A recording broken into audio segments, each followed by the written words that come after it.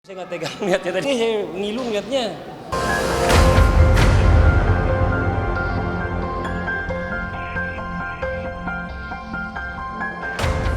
Kesedihan tengah dirasakan oleh keluarga besar si kembar Fadli dan Fadlan. Adik perempuannya yang bernama Farah Diba dianiaya oleh seseorang hingga mengalami luka serius di bagian wajah hingga badannya. Diduga penganiayaan ini dilakukan oleh orang yang awalnya ingin menjual rumah melalui Farah yang berprofesi sebagai agen properti.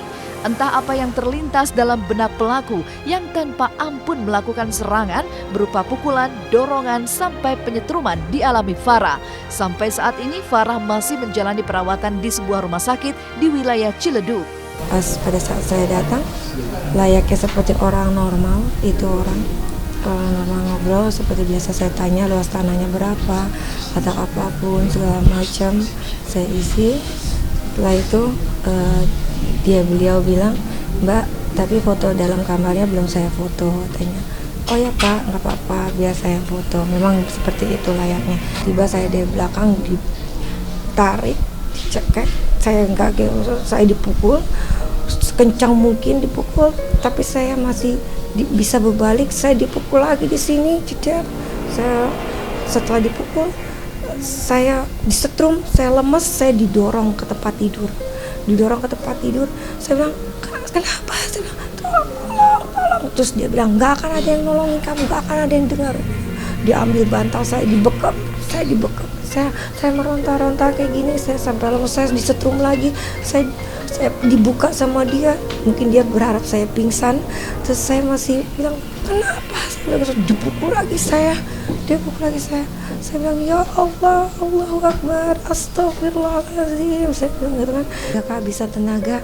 Saya pasrah, saya bilang, "Ya Allah, bantulah aku ya Allah, berikan aku kekuatan." Cuma itu aja saya bilang. Terus entah gimana saya juga sekuat tenaga saya berusaha gimana, tapi saya jatuh lagi, dipukul lagi sama dia. Saya berusaha bangun, saya ditarik, saya didorong ke dekat temboknya saya didorong. Terus pada saat saya didorong, saya berusaha ngelawan, saya disetrum. Itu saya udah lemes banget, Mbak. Saya nggak ada yang pikir apa-apa. Yang saya lihat, saya pikir cuma saya pegang tangannya dia, saya gigit. Cuma itu dia yang bisa perlawanan yang saya bikin. Saya langsung, "Ya tolong lepasin saya." Saya bilang gitu, "Saya punya anak 3, saya bilang gitu kan. Saya bilang, "Kalau saya mati gimana? Nanti kasihan anak saya." Iya kata dia, "Iya." Pas saya lepas, dia pukul lagi saya. Nama asli dia? Bukan nama asli dia, nama aslinya Rio apa saya juga nggak tahu. Ini nama palsu ternyata. Ini pelakunya nih, KTP-nya tadi nih. Ngakunya namanya siapa tadi? Ini ternyata nama aslinya ini dia nih. Rahmat Cesario. Ya hati-hati ya. Buat semuanya ya. Cuma rambutnya aja dicapin. Iya. Sebagai kakak, hati Fadli begitu teriris melihat kondisi sang adik yang begitu memprihatinkan. Fadli sempat terbawa emosi hingga berniat untuk membuat perhitungan langsung dengan orang yang telah tega menganiaya Farah. Beruntung pihak kepolisian bertindak cepat dan mengecek langsung ke tempat kejadian perkara. Awalnya polisi yang menerima laporan dari pelaku menaruh curiga dengan keterangan pelaku yang masih berusia 19 tahun itu. Kini akibat perbuatannya, pelaku yang masih muda itu terancam hukuman di atas 5 tahun penjara. Mengenai motif kami belum ya. Nanti kami sedang melakukan pemeriksaan. Ya. Karena kami belum dapat laporan, kemudian lakukan pemeriksaan. Untuk motif masih kami kembangkan ya. Kemudian pelakunya kami sudah amankan. Ada barang bukti berupa senter yang ada setrum itu, yang dipakai katanya buat intro. Kemudian juga ada remote TV yang kebetulan rusak, katanya juga dipakai mukul. Nah, kemudian juga mungkin kena ada keinjak-injak juga di sana karena Bu Farah ini rupanya melakukan perawanan juga. Melakukan perawanan sehingga dia bisa selamat lah, bisa terlepas, tidak terlalu parah terhadap Bu Farah. Kan pasal 351 ya. 351 yang mengakibatkan luka berat gitu ya. Itu ancaman hukumannya di atas 5 tahun. Saya minta, mungkin kalau saya pribadi ya, pinginnya sih dia ngerasain yang apa saya rasain dulu. Tapi lebih baik semuanya saya balikin lagi semua ke Oh, Kapolres. Adik saya kan matanya minus, silinder gitu. Jadi dia pakai kontak lens untuk bantu ngelihat, nggak pakai kacamata. Dan itu nggak bisa dibuka, hati saya udah makin udah makin hancur rasanya, ini gimana nih kan. Saya udah nggak tahu saya harus ngomong apa, saya udah emosi makanya saya buru-buru nenangin pikiran, saya jalan, saya langsung ke tempat Pak Ketut. Saya bikin langsung minta pengantar untuk divisum. Koraknya nggak ada yang retak. Tadi dia cerita, terus cuma bekas-bekas setrumannya itu tadi Pak ya, yang bikin pembuluh darahnya banyak yang pecah.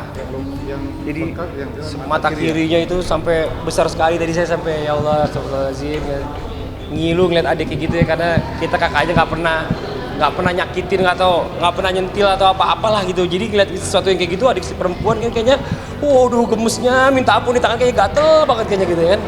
Aksi nekat yang diduga dilakukan oleh pelaku ini juga sempat membuat warga dan petugas keamanan curiga. Pasalnya saat warga dan petugas keamanan datang, pelaku dan juga Farah sama-sama mengalami luka. Lantas benarkah insiden berdarah ini membuat Fadli lebih protektif terhadap istri, anak-anak juga saudara perempuannya? Nah, ceweknya teriak dari dalam. Nah, Pak, tolong saya dipukulin, saya disekap, terus saya disetrum. Bilang buka pintunya, ternyata gitu emang bener itu cewek itu matanya udah bengkak. Ditanyain Pak RT gitu, ya iya Pak, itu ya cewek itu saya tonjok itu karena itu tangan saya digigit nggak bisa lepas bang gitu. Nah rupanya itu cewek itu mungkin ya ngelawan atau gimana gitu ya, terus dia katanya sih ya punya apa terus ya bisa bela diri lah, jadi itu Rionya juga kewalahan itu.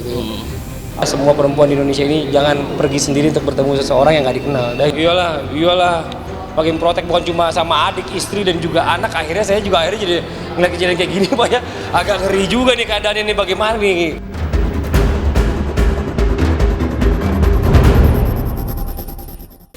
Prihatin sekali ya melihat kondisi adik perempuan dari Bang Fadli dan juga Bang Fadlan. Semoga saja ada titik terang dari semua masalah ini. Selamat pagi pemirsa Was-Was, dengan suasana hangat di pagi hari ini, saya Jessie Michelle Tumbel akan menemani Anda selama 30 menit ke depan, di mana lagi kalau bukan di Was-Was. Kini setelah berita penganiayaan tadi, selanjutnya berita mengejutkan datang dari Umi Pipik Dian Irawati. Janda almarhum Ustadz Jeffrey Al-Bukhari ini kabarnya telah menikah siri dengan seorang pengusaha. Dan benarkah bahwa Pipik kini tengah mengandung? Oleh sebab itu jangan kemana-mana, karena berita yang kami sajikan bukan sekedar berita. Sebab Anda patut was-was sebelum menyaksikan Was-Was.